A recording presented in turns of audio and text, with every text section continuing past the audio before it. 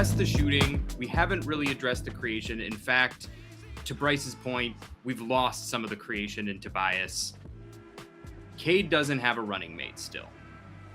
Brings us to our final segment. It's the big one.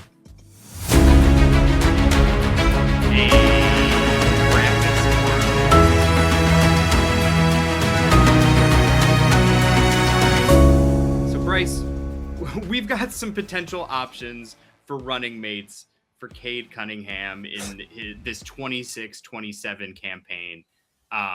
We're going to go through, give you some options, and you're going to say if they got your vote or not. And I just want to say the red and the blue is completely arbitrary. And it's not meant to, it's just a color scheme because those are the Pistons colors. That's the and Pistons for no other scheme. reason. It's just purely Pistons. So let's not overthink that. Let's not pick it apart in the chat. And as OG unnamed YouTube user very kindly pointed out, you don't really have to worry about this podcast getting aggregated anyway. It's not really that kind of pod. Ouch, bro. I've been thinking about that for the past 25 minutes. But anyway, Harry, should we kick it off? Bryce, are you ready? Are you ready to hit the ballot box? Well, he's not hitting the ballot box. Bryce, in this game, in this version, he's actually Cade Cunningham's campaign manager. Oh, that's right. That's right. Like in this game that you came up with, Mickey, he is the campaign manager. I remember. For Cade Cunningham, as Cade Cunningham is running for Finals MVP. Now, in order to do that, you got to have a candidate that can appeal to the masses, that can go out there and stir up the grassroots, can campaign a little bit with you and bring in a whole bunch of new votes, really get in touch, pick up some numbers when you need a break. Cade Cunningham. So we have gathered for you, Bryce. We're your aides. You're the campaign manager. We're your aides, your interns. You can fire us if you want to. You can curse at us, whatever. You throw stuff at us, whatever. Yeah. You're the boss. Make us get coffee. We won't spit in it. We don't do that. But we have gathered some intel about rumblings of people who have kind of been tied to the Pistons or people who look like they might be in a precarious position that maybe could fit well with Cade Cunningham. But you tell us, and we're going to kick that off with this first one. You've seen the name for God knows how many weeks, months, years at this point. He's been tied to the Pistons and tied to Trajan Langdon. What do you think about running with Trey Murphy, the third fee? I like Trey Murphy. I think he fits really, really well with what this team needs. I've seen people really, really question that he doesn't answer any of the on-ball stuff. I think he has a little bit more of that than what he gets credit for. It's not a lot, right? Like it's not crazy amount, but he definitely is going to play off of Cade Cunningham really, really well.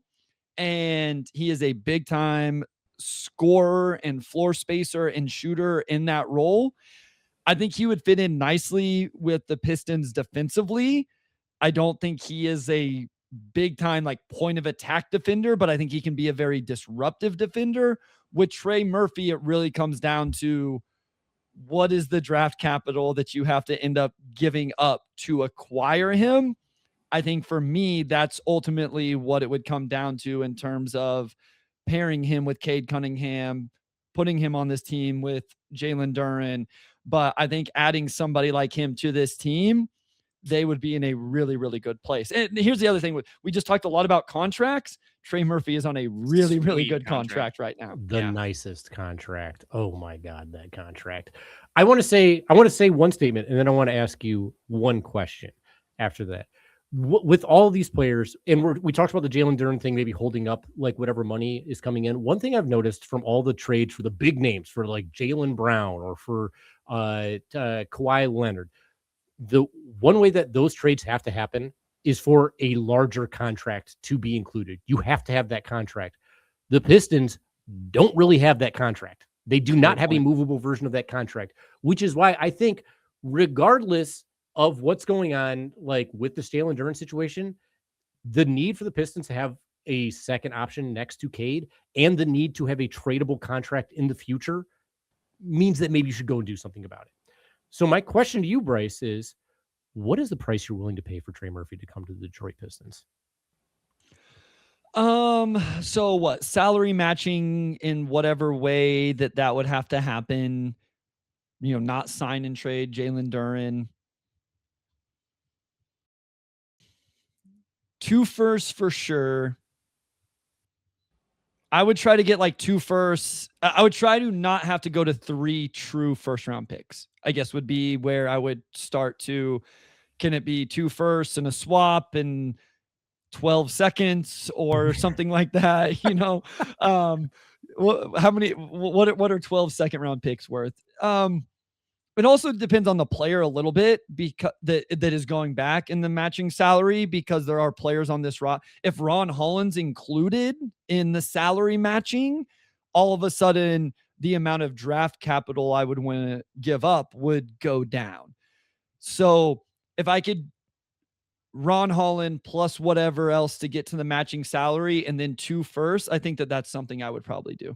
Ron Karras and 2 firsts, does that like put you in the ballpark? That does it. That for sure. Yeah. Will. I would do that. I assume the Pelicans would tell me no. Okay. I would do that too. Harry, would you? I love Ron, so I don't really want to give him up. Okay. I'd really like to try to keep Ron Holland, especially because we've talked about like how out of all the 4 or 5 position, and even like the 3 is a little bit tough with the Pistons right now. I would much rather, and I love Duncan too. I have kept Duncan out of talks for a long time.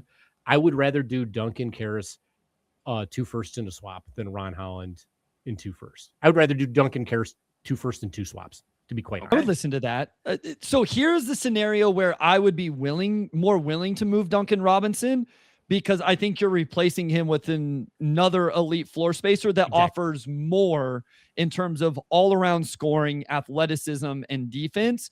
So if I'm getting Trey Murphy, I'm okay putting Duncan Robinson in the deal because I can still go to a lineup with 2 elite floor spacers when I want to, with Trey Murphy and Isaiah Joe, or have 48 minutes of at least 1 elite floor spacer with those 2 guys. How about that to me? Sorry. No, No, that to me just makes up for the lack of creation, is the defense, the shooting, the size, the sweet contract, and the fact that, I think that makes life easier, not just for Cade, but for Ausar and Duren. I agree. Michael says I would not include Ausar Thompson in a Trey Murphy trade. I don't think anybody. No. Michael just brought up that. I think he said Pelicans must be fans or whatever say that. I can't read the full thing, but it's all good. Yeah. So I see. I think people really undervalue Ausar Thompson and overvalued Isaiah Stewart's trade value as far as like defenders go, because I don't think they're the same class of player, athlete, or prospect in general. And to me, Cade's untouchable, and Ausar's pretty damn close to untouchable as well at this point, unless the return. I think Ausar became more valuable the day Isaiah Stewart was traded. 100%. Yes. Essentially, Trajan said, we want to be a defensive team. Ausar Thompson does that. You can't trade Isaiah Stewart and then over the next 12, 18, 24 months also trade Ausar Thompson. The only way I think you ever trade Ausar Thompson, I shouldn't say ever, that's aggressive, is if Ron Holland gets to that level of defender, which I think Ron is going to be a really good defender. I don't know that he's first team all defense level defender the way that Ausar Thompson is. No, I agree. And I would potentially offer a 3rd first if it was like top 20 protected or something. Sure. All right. We got other running mates. We're okay, Come on, guys. boss. Let's keep it moving. Yeah. It's okay. Boom. Number 2. We can accept this one right away. We came up with it while the talks were going on. Sign and trade Jalen Duren. You get Domantas Sabonis back. You also, let's say you get just an insane treasure trove of firsts. What do we think? Okay. Is this plausible? Would you consider this? You're passing? I don't think Sabonis is a good fit with Cade Cunningham offensively, and I don't think it's a good fit defensively. It would really have to come down to just a ridiculous draft pick first, multiple firsts. I'm okay here. The only thing I'll say about it is if you get an insane amount of capital, the Pistons only have their firsts to work with. They have no other movable assets. They have no additional first round picks. They have no players that are worth trading at this point. if you want to get assets while still having a double machine who's also a great passer, who kind of can kick ass offensively, who is a defensive liability, who you'll get off of in a couple of years, it's not the end of the world. But I totally get it. Mickey, any last thoughts on Domantas Sabonis? Well, actually, just to play devil's advocate. No, I'm No, Moving on. Number 3, Cade Cunningham and NTMLE LeBron James. Was that an eye roll, boss? Was that an eye roll? Was that did I clock a deep sigh? Sure. I would I would do this for a year. Sure. If LeBron James wanted to come play for the Pistons on the non-tax MLE, assuming that's what they have available because they go over the cap and after everything else plays out, sure. My pitch to LeBron, because it doesn't seem like the Pistons really in the running for this, would be, hey, everywhere you're going to go, you're going to be like the third or fourth option and an afterthought. Right here, you get to run the show next to Cade Cunningham. Like Cade's running the show, but you're also part of it. This is your best chance on the best team with great spacing, great defense, where you don't have to play the same sort of defense you just did in Los Angeles and win a championship. Yeah. I would do this for a year, especially now where I don't think that there's probably a long-term player in play right now. So if it's we're not trading for Trey Murphy or anybody else that we might be talking about here, sure. LeBron James is still a very good basketball player, guys. He was still very good for the Lakers last year. And yes, but my answer would be yes on the non-tax MLE. If that's really all they would have. So it's the only way. And I know a lot of people hate LeBron and all that jazz. People are really mad at him for what he did when he was on the Cavs to the Pistons.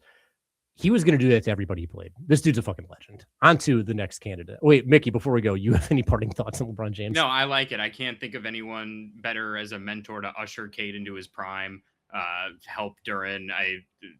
It'd be sick, especially if you could get him at a sweet rate. At that fucking size. Like, you fans could hate it all you want. He would be killer in Detroit. You fans. You sycophants.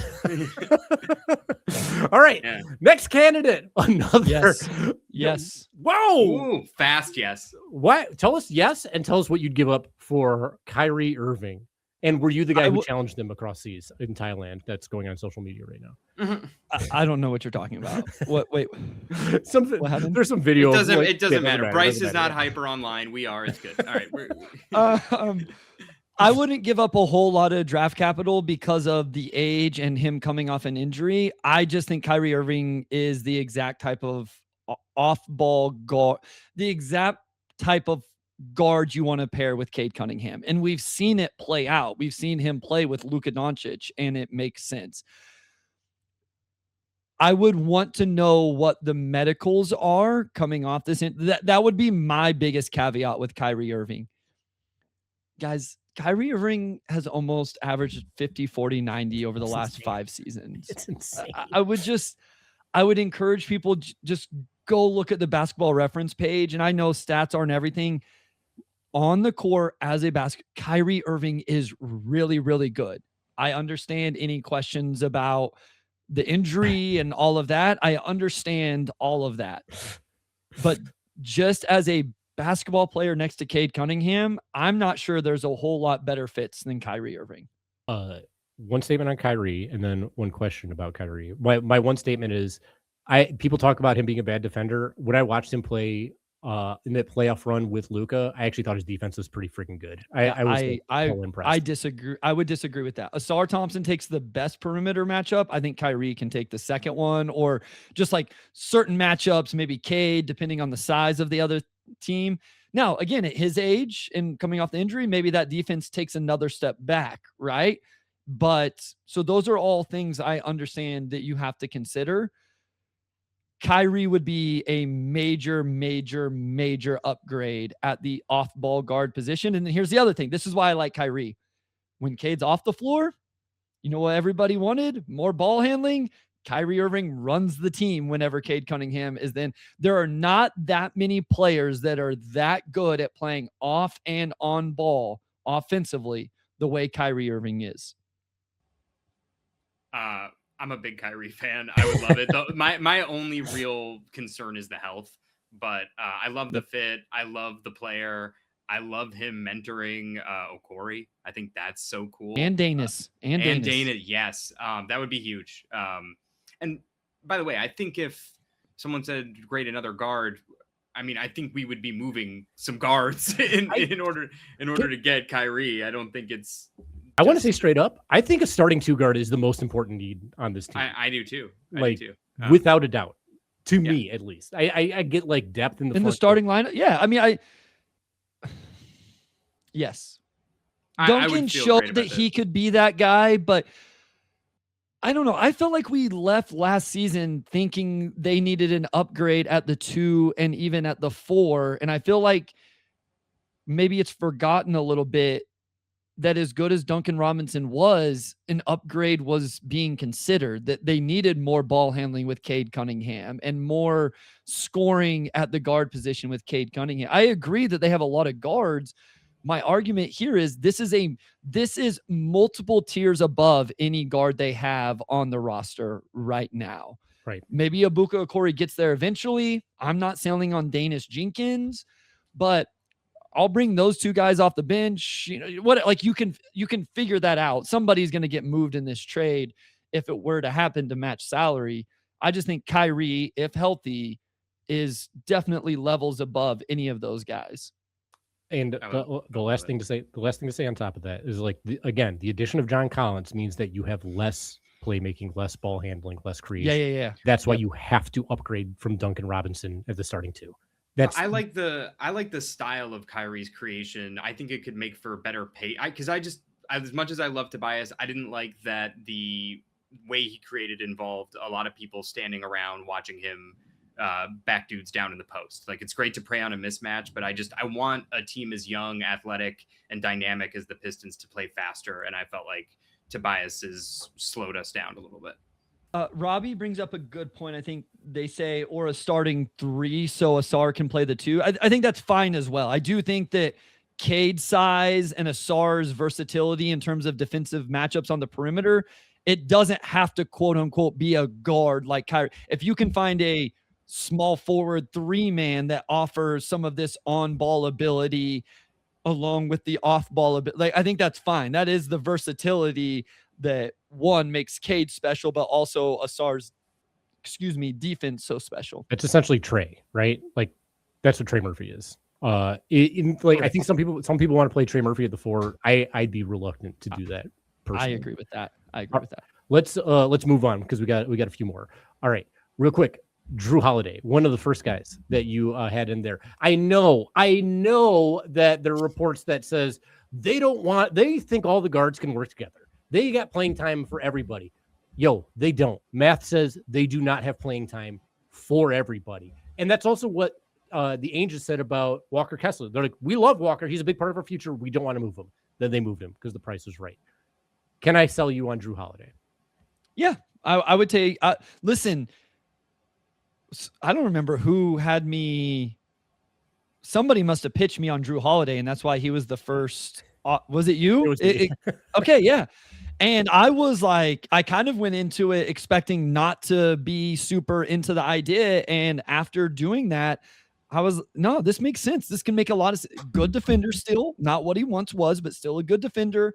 He can do a lot of the things we just talked about in terms of playing off ball, but then he can also take on ball reps in the non-Cade minutes. I think this would be a perfectly reasonable addition to improve on what you had last year, but, not go quote unquote all in or something like that, right? Like just, hey, we'll bridge this gap between last season and then, the next player that's going to really, really fill this role. So I think everything is about what does it take in terms of who are you sending out and what are the draft assets that you're sending out. But in general, the idea of Jrue Holiday makes complete sense to me. Mickey? I like it a lot. I think there's the playmaking, there's the distribution, the scoring, and I love that you get to maintain your defensive identity. Just in this situation, Cade is taking on the other team's third option. I think that's great. As opposed to, I think that's great, especially swapping out John Collins or Tobias Harris for John Collins. I like that a lot. On the real, Cade could guard some force as well. Cade's a big boy. Yeah. So. I I mean, or you could have Asar guard fours and have Jrue take the point of attack. So there's a lot to like there. I think after Kyrie, that might be my. I mean, I like Kyrie, Jrue, and Trey Murphy. These creators, the two guards, to me that it's a better fit. But there's still stuff about Trey Murphy I like, as we mentioned. So the contract too, and the age. And the age, the timeline, and the slammability. All right, on to the next one. We got Tyler Herro. How are we feeling about Tyler Herro? Less excited than I would be about some of the other names we've brought up. I think for me, I would find interest in trading for him for 1 year and then that just kind of being it. But the thing is, then that's the type of outgoing salary. And to your point, I don't know that who are I guess it would be LeVert and Duncan, essentially, right? Yeah. It's a tough game. If that's all it was, sure. I don't love getting on board with trading draft capital on top of that and then having to figure out the extension and all of those things with Tyler Herro. So OG really wants it to be a sign and trade Duran to the Milwaukee Bucks for Herro and Turner, which would be interesting. All right, let's blast through just because this is horrible. Last two, Case and Wallace. Yes, I'm worried that it would take more than what people think to trade for Case and Wallace, but this is a really nice idea that I've seen people bring up. I wonder if Case and Wallace has a lot more offensively than maybe what he gets to show at times in Oklahoma City. Maybe he doesn't. That would be the worry. Him and Asar defensively would be absolutely ridiculous. Draft buddies. Mickey, would you offer 2 firsts for Case and Wallace plus? I think I would. I think what I like about the bet is that he has said he wants a larger role. It'd be one thing if it's just sort of a backup guard and you're taking, because I'm a fan of Peyton Watson, but you've only seen a couple weeks of him sort of in that role. And I don't think he's come out and said, hey, I want to move on where I'm going to be a locked in starter getting X number of minutes. The fact that Kaysen wants it, the fact that we have Isaiah Joe, I think that's a fair bet. And if you can do it without losing draft picks beyond 2029 or whatever Trajan said he doesn't want to lose, that would be, I think, a safe. I also like that even though Kyrie and Jrue are more established at what they do, he's younger. He can grow with the guys. You can get him on a longer term deal. And the idea of someone who can actually grow with the team is very appealing to me. My pitch for him, OG doesn't think that they'll trade him. If they can't trade Lou Dort, I think they might actually consider trading him because that extension's coming up and that matters. So there is that to it. Plus, if you get picked, if the price is right, you move a person who might not be in your future. Plus, they have AJ Mitchell. They have guards, and they just drafted Bennett Sturts. They have McCain. Yeah. And McCain. They have options to do it. So if you can get first round picks out of it, I'd do it. Here's the other reason I'd offer more picks than I think people would be comfortable with. When you extend him, you trade for him, you extend him, you potentially get him on a really freaking good contract for the future. So I think that could work out really well. All right, Bryce, last one. Cunningham and Bryce Simon, 2026. That pick is you. Is that not? That is not me. No! I was so sure it was you. I put in Bryce Simon and I was like, maybe. I don't know. That's Travis Lay. I'm not sure why so I've noticed that whenever you Google me or whatever, that for whatever reason, that picture comes up. So if it's the same picture, that's actually from our first NCAA tournament trip, my junior year. We played 10. Oh no, that's his junior year. He was a senior. My junior year, we lost to Tennessee in the first round. I actually didn't play in that game. I had just torn my ACL. So rough stuff, dude. Sorry to hear that. Yep. Sorry I didn't get the right picture of you. I was like, beard, hair, maybe. So I just assumed in the number it said it was you, Bryce. Before we move off of that, I got to ask you. Last year, what ranking of shooter would you be on the Pistons last year? Last year? Yeah, in last season, where would you have ranked among Piston shooters? Okay, let me look. Also, look. Richard DM for it says I bricked the dunk. Yes, I Danis Jenkins that dunk with the Okay, picture. so Duncan Robinson is definitely better than me. Well, were you a 37 guy? 37%? Yeah, something like that. Yeah. You and Woo. I would say I'll say third. You would have been a top 3 shooter on the Pistons last year.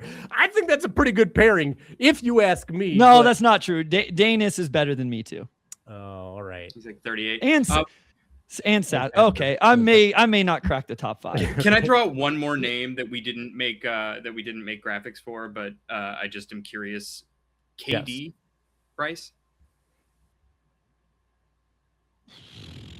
What's the contract this year and one more? It's like 42, I think, and then 40. So it would probably have to be like what? Karras, Duncan. Is Sasser already promised to the Mavs? Yeah, he's gone. He's gone. Okay. So probably Ron. I would say you'd probably have to throw in that deal. Yeah, that probably gets you close. Close, and then a pick or two. Interesting name. Maybe.